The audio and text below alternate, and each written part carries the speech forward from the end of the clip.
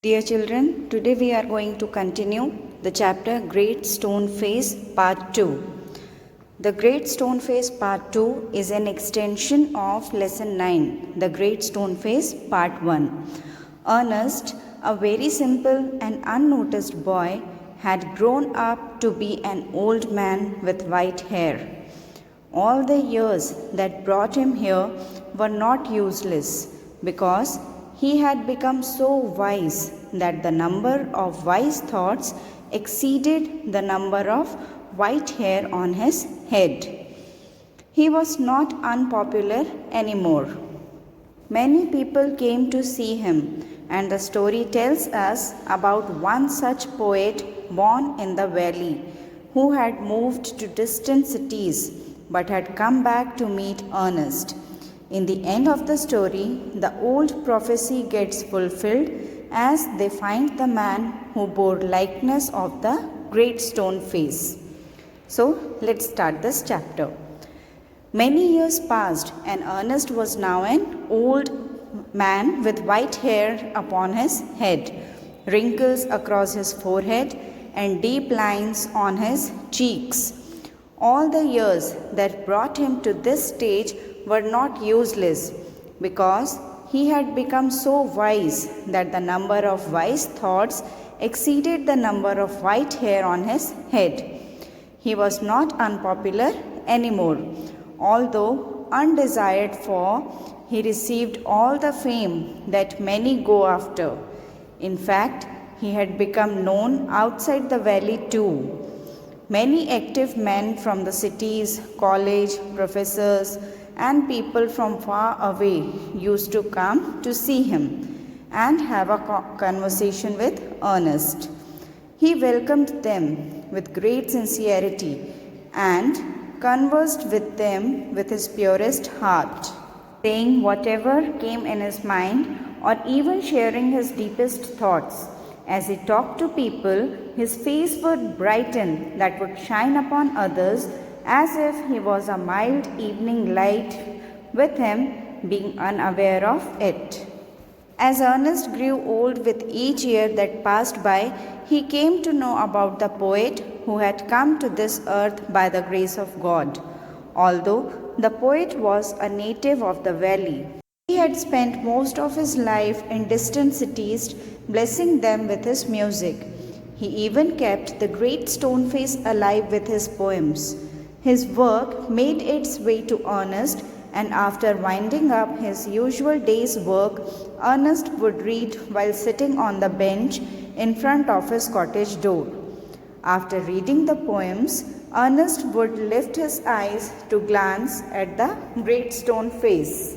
As Ernest read the poet's works, he lifted his eyes so as to see the great stone face and asked him if the poet was worthy of possessing its likeness. The mountain appeared as if it was smiling, but it did not reply.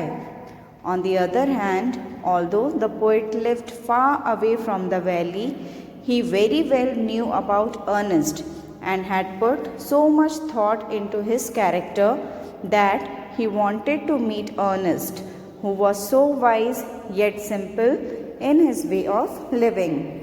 The poet greeted Ernest by saying good evening and asked him to let him stay there for a night.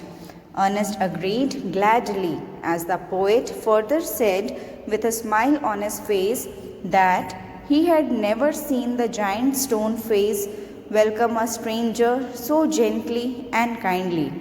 The poet sat beside Ernest, and they conversed for a while. The poet had never had the chance of talking to a wise, gentle, and kind man like Ernest, while, on the other hand, Ernest was amazed as he listened to the poet speaking so vividly. While Ernest listening to what the poet was saying, he visualized the great stone face bending to listen to him too. As he looked into the poet's eyes, Ernest very politely asked who he was. The poet pointed at the book in Ernest's hand and told Ernest that if he had read the book, he would know him too, as he himself had written it. As soon as Ernest knew who the man was, he began noticing his features as he turned repeatedly towards the great stone face. Being disappointed, Ernest heaved a sigh. Upon being asked by the poet the reason behind his sadness, Ernest told him how he had waited all his life for the prophecy to come true, and how he hoped the poet would fulfill it when he read his poems. Bringing a faint smile upon his face, the poet replied that he is not worthy of bearing the resemblance of the great stone face. Ernest asked the poet why he didn't consider himself as his thoughts to be worthy of it. The poet replied that he was aware that his thoughts recite a distant voice of a heavenly song, but his life had not been in congruence with his thoughts. He confessed that he had seen huge dreams, but they have remained only dreams, as he often lacked faith in his own thoughts. The poet further asks why a man like Ernest, who was the constant portrayal of goodness and truth, would see the resemblance of the great stone face in the poet.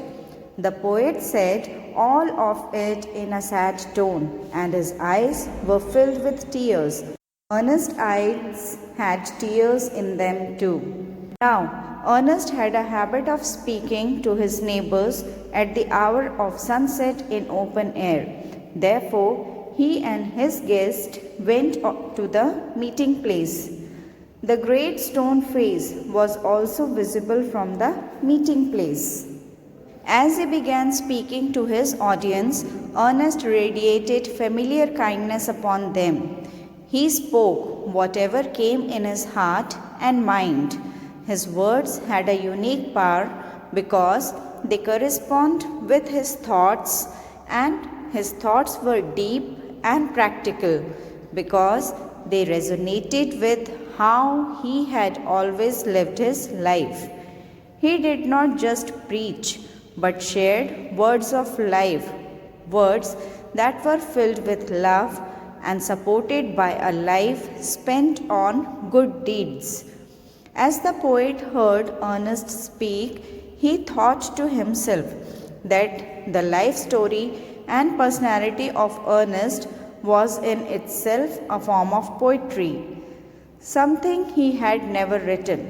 His eyes became wet with tears as he heard Ernest, and he thought to himself how he had never crossed paths with a man so wise, kind, and gentle, with a thoughtful face that had the glory of white hair spread around it. Although a few miles away, the great stone was clearly visible from their meeting point. The golden light of the sundown fell upon it along with mist that covered it, just like the white hair around Ernest's brow.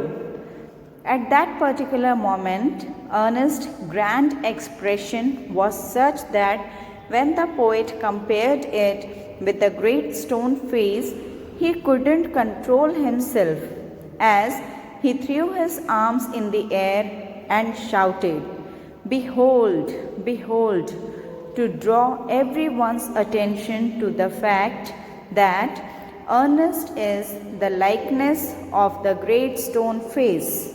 Everyone could notice it, and they finally established that the poet was telling the truth. Finally, the prophecy was fulfilled. Ernest, however, finished his speech and held the poet's arm as they walked slowly towards home.